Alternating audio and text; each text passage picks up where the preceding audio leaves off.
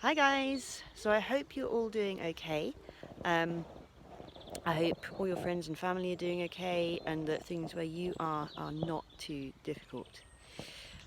So I had a couple of chats with students in classes this week about speaking exams.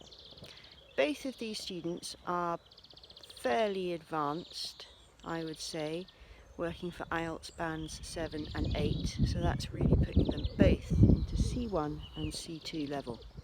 So basically, we're not talking about beginners, okay? And both of these students are capable of chatting and talking and, making jokes and having conversations, no problem. But when it comes to actually doing a speaking task, it all changes. And that's something that as a teacher, I have seen over and over and over again in my lessons. So I guess that's something that's worth exploring in this group. And I think I'm going to make it the focus of April. So basically, how can you deal with nerves when you're in a speaking exam? Whether that's IELTS, FCE, CAE, CPE, whatever exam it is. So, what I would like to talk to you about today sounds incredibly obvious. It's so obvious that you should do this, but it is rather surprising how many people don't do this. So, it's still worth talking about.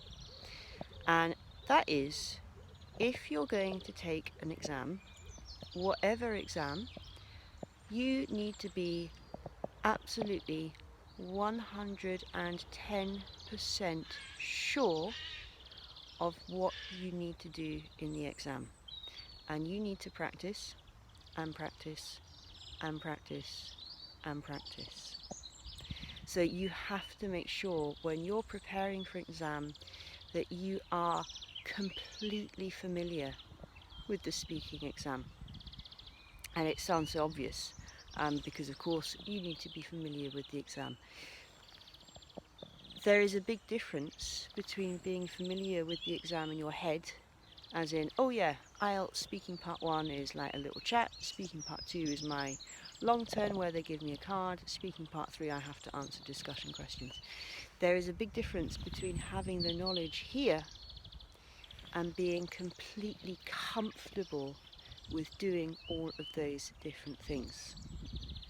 So that's where the practice comes in. Okay, so IELTS, I don't know why I'm talking about IELTS, but okay. IELTS speaking parts 2 and 3 are quite challenging, even for a native speaker. They're not easy. So for a non-native speaker, you have to practice them countless times. In China, they talk about practicing something 10,000 times if you want to be proficient. And I'm not suggesting you sit there and you tick each time you practice, but that gives you an idea of how much work goes into learning how to do this stuff. The Cambridge exams as well, they're really tough. FCE, CAE, CPE, those speaking exams are not easy. And again, I have CPE students, and when I do speaking practice with them, it's hard. For me, it's hard. I struggle. And again, it's practice. Obviously, I don't practice CPE speaking tasks, I do them with my students. But if you're taking that sort of an exam, you have to practice them again and again and again and again and again until they are absolutely familiar to you. You have to practice with different topics, easy ones, difficult ones.